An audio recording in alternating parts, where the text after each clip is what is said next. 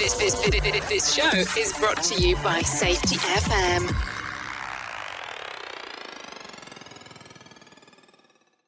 Five hop principles lifting us higher, learning without blame, fueling our fire. Together we grow, together we thrive, keeping operational excellence alive. Welcome to Season 6 and Episode 131 of the Hop Into Action podcast. I am your host, Brent Sutton, and today we are tackling one of the more vital concepts in modern safety science: the constant tension between efficiency and thoroughness, known as the ETTO or ETTO principle, championed by safety academic Erik Hollnagel. This idea fundamentally shifts our focus from merely studying how organizations fail to actively studying how work goes well. But first, a story, one played out by me on more than one occasion. It's a wet, windy Sunday afternoon. I have just finished collecting the weekly shop. The boot of my car is full: fruit, milk, frozen food, tins, bread, and a bottle of wine for my wife. The rain is coming in sideways, and I just want to get inside, warm and dry. In my head, I am making a decision, one trip or two, the decision between being quick or being thorough. I decide I'll just do this in one go. I hook the two reusable bags on each arm, wedge the wine under one armpit, grab the bread between two fingers, slam the boot shut with a hip, and hustle toward the front door. For a moment, it feels like a win. Fewer trips, done faster, out of the rain sooner, but halfway up the driveway, a bag slips and swings into my leg. The bread starts to fall. I twist to save it. The bottle of wine shifts. An orange escapes and rolls down the drive. I overstretch, nearly slipping on the wet concrete. I catch myself, but my heart rate is up, and I end up placing everything down on the wet ground anyway, taking 2 extra minutes to reorganize the bags. The win was that I didn't drop the bottle of wine. My intent was to be efficient, but I lost control of the task. This is today's topic, the ETTO principle from Erik Hollnagel, which is about trading thoroughness, doing it in manageable loads, for efficiency, doing it fast. Hollnagel's core point is that humans constantly navigate the tension between being efficient and being thorough, because we can rarely optimize for both at the same time. In my own grocery story, I had the efficiency pressures of rain, cold, desire to finish quickly, minimizing trips, versus the thoroughness benefits: better balance, safer footing, fewer drops, protecting fragile items, reducing physical strain. Neither mode is right or wrong. ETTO simply describes reality. We adapt to circumstances. If this happens at home, it also happens at work. Workers make similar trade-offs every day, carrying just one more item instead of making 2 trips, skipping a step in a process because it normally works out fine. Choosing speed on a busy day, thoroughness on a slower one, bouncing rules with the realities of context, time, and resources. And just like me with the groceries, people aim to be successful, not unsafe. And the system shapes the trade-offs. For decades, traditional safety focused primarily on minimizing unacceptable outcomes, chasing injuries, and treating humans as a source of failure. But Hollnagel argues that learning must come from everyday work, because successful work happens constantly and provides the best basis for understanding operational reality. At the heart of this reality is the efficiency thoroughness trade-off, or ETTO. This is a fundamental principle of human performance, both individual and collective, driven by the reality that resources, especially time, but also manpower and information, are almost always insufficient to meet all demands. We are constantly making a choice. Do we prioritize efficiency, keeping resources low to meet productivity goals? Or do we prioritize thoroughness, ensuring all necessary conditions are met to avoid unwanted side effects? The unfortunate truth is that you can rarely maximize both at the same time. This constant decision-making creates a gap between work as imagined and work as done. Work as imagined, or the black line, is how the organization prescribes work in procedures, rules, and formal systems. Work as imagined often mandates high thoroughness. Work as done, or the blue line, is the adaptive reality. Workers quickly realize that work cannot be done exactly as written due to system variability, constraints, and resource limitations. The result is continuous adaptation, which is often successful, but it is achieved through necessary trade-offs. The danger lies in the ETTO fallacy, requiring people to be both efficient and thorough, then blaming them in hindsight when a choice favouring efficiency leads to a negative outcome. This adaptive space between work as imagined and work as done is the grey space, where unrecognised threats exist when doing high-risk work. So, how do we bridge this gap and learn from the adaptive reality of work as done? This is where the philosophy of human and organisational performance steps in, providing the mindset needed to proactively uncover these hidden ETTOs. HOP emphasises that learning and improving is vital. It's not accidental. Learning is a deliberate organisational strategy. To execute this strategy, we must tap into the operational expertise of those doing the work every day. 3 critical HOP principles inform our approach to learning about ETTO. First, context drives behaviour. We acknowledge that worker actions, including the trade-offs they make, are heavily influenced by the environment, the systems, the time pressures, and resource constraints. If a worker chooses efficiency over thoroughness, the organisation must ask what system failure drove that behaviour, not who made the mistake. We are taking a break to share a message with you. Maybe you've heard the promises of AI and wondered, can I trust it with safety, with quality, with my data? I get it. So let me show you a real example. With Plod.ai Note-Taker and HOP Copilot's field-based work insights, you can capture what's happening on the ground, worker conversations, the everyday doesn't make sense, dangerous, difficult, and different moments. These aren't polished reports. They're real voices, real insights. For instance, a team doing shift handover uses a Plod Note device. The note-taker agent listens in, captures the conversations, transcribes them, and then summarizes them under the 4 Ds and 4 Ls framework. It might pick up that someone said, "We didn't have enough lighting in the stairwell. We tripped over hose reels. The emergency latch isn't clear." Those get categorized.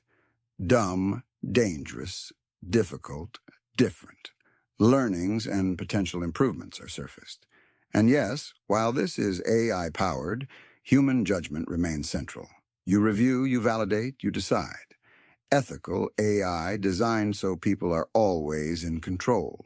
On top of that, HOP Copilot agents run on Microsoft 365 Copilot, which keeps your data secure.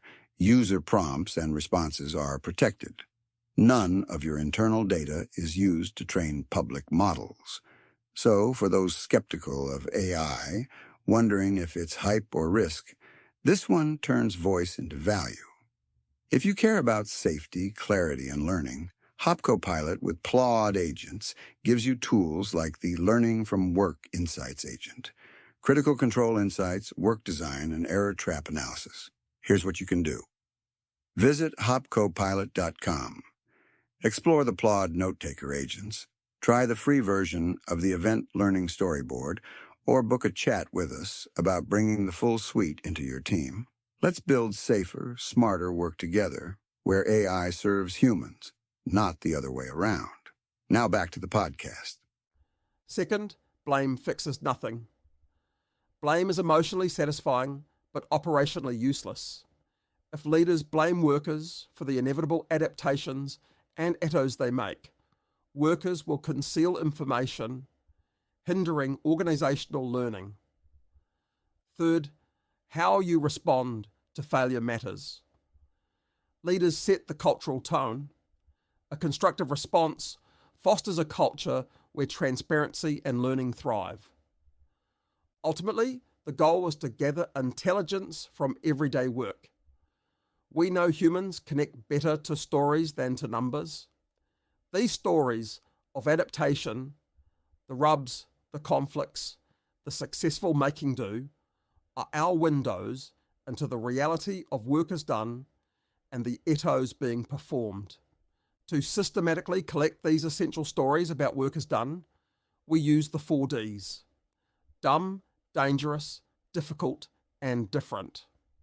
The 4 Ds act as a thinking frame and a tool for humble inquiry, enabling leaders to ask better questions and listen to the weak signals that lie below the threshold of formal reporting.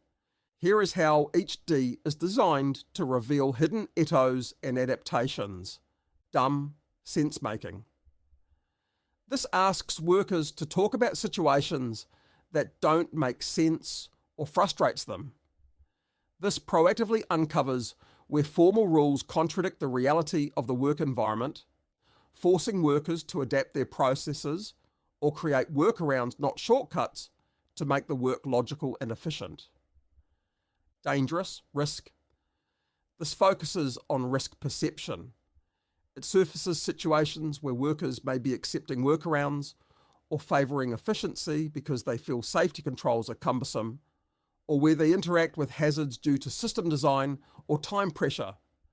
Leaders use this to demonstrate care by addressing real operational risks, moving from stopping work when dangerous to validating controls before starting work when safe.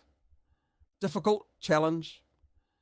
This is perhaps the most direct indicator of an active ETTO. When a task is harder or more demanding than normal, it is a sign that resources, whether equipment, time, or manpower, are insufficient. Workers often make do and soldier on, adapting to overcome this difficulty to maintain production targets, thus trading thoroughness for efficiency. Different change. This seeks out unexpected variations, changes, or surprises in the work environment. Identifying differences helps detect weak signals, small events and trade-offs that, while often successful, reveal variations from WAI and necessary adaptations, ETTOs, that could lead to unexpected results if not addressed systemically. We are taking a break from the podcast for this message. Forget heavy theory. The Hop Beginner's Guide series is written by practitioners. They are short, practical books you can actually use. Each guide is a value-packed read filled with stories, tools, and insights from global hop leaders like Todd Conklin, Brent Sutton, Jeffrey Lith, Brent Robinson, and others. Designed for busy people, they give you the essentials fast and the confidence to put hop into practice right away. Small books, big lessons. Grab the Hop Beginner's Guide series on Amazon and start your journey to doing safety differently today. And now, back to the podcast. By asking about the 4 Ds, we get narratives that locate the error traps and landmines that management previously did not know existed in the grey space between work as imagined and work as done. We see these ETTOs and their consequences playing out constantly in high-risk environments. Using the 4 Ds helps organizations capture this adaptive reality and translate it into systemic improvements. For example, in the construction industry, we have a project involving moving hundreds of pallets across a 6-level parking structure. The required safety policy demands spotters and exclusion zones for forklifts, making the job difficult and highly inefficient. The team raised this difficulty, revealing the massive ETTO burden. The co-constructed solution was to replace the forklift with an electric pallet jack, which removed the need for spotters and exclusion zones, greatly boosting efficiency while maintaining thoroughness. In the manufacturing industry, the necessity of ETTO can lead to organisational drift. In one manufacturing case, a corporate request to reduce costs, maximising efficiency, was interpreted at the plant level as halting preventative maintenance. This intentional sacrifice of thoroughness created system brittleness, allowing a CNC laser punch fire to occur, a failure driven by an organisational ETTO trade-off. In the mining industry, a company used HOP and the 4Ds to realise they were relying on generic client safety systems, trading thoroughness for efficiency/cost savings. This reliance exposed them to fatality risks. By integrating the 4Ds and critical control verification, CCV, with their supervisors, they co-designed site-specific checks, improving the standardization of controls and better managing critical risk exposure. The 4Ds revealed the adaptive trade-offs that frontline workers were making daily. Hollnagel's core contribution is forcing us to see that risk and potential fatalities live in the everyday normal work, not just in the rare catastrophic events. The success of your operation relies on workers' constant, successful adaptations and management of ETTOs. The combination of HOP and the 4Ds provides the structure for leaders to demonstrate curiosity, listen to stories, and move beyond the ETTO fallacy by making the gap between workers imagined and workers done transparent. This is how we move from auditing for deficiency to validating the presence of capacity. Instead of aiming for a massive system overhaul, a Trojan horse, we encourage leaders to use the 4Ds to launch small, continuous improvements, what the sources call the Trojan mouse. These small, meaningful changes derived from authentic conversations about operational reality are what truly build organisational resilience and drive better work. Thank you for joining us. Remember, intentional leadership starts with curiosity. To learn more about HOP, ETTO, and the 4Ds, check out the resources in our show notes.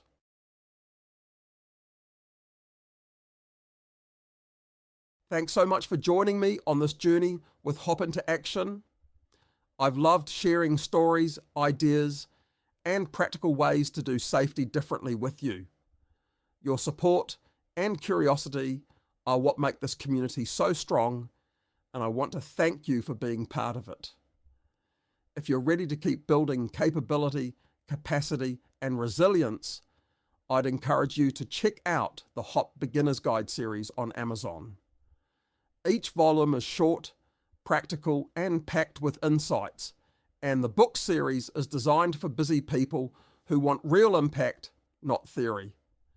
This isn't the end of the conversation, just the next step in your journey. So thank you again for listening, for learning, for supporting better work.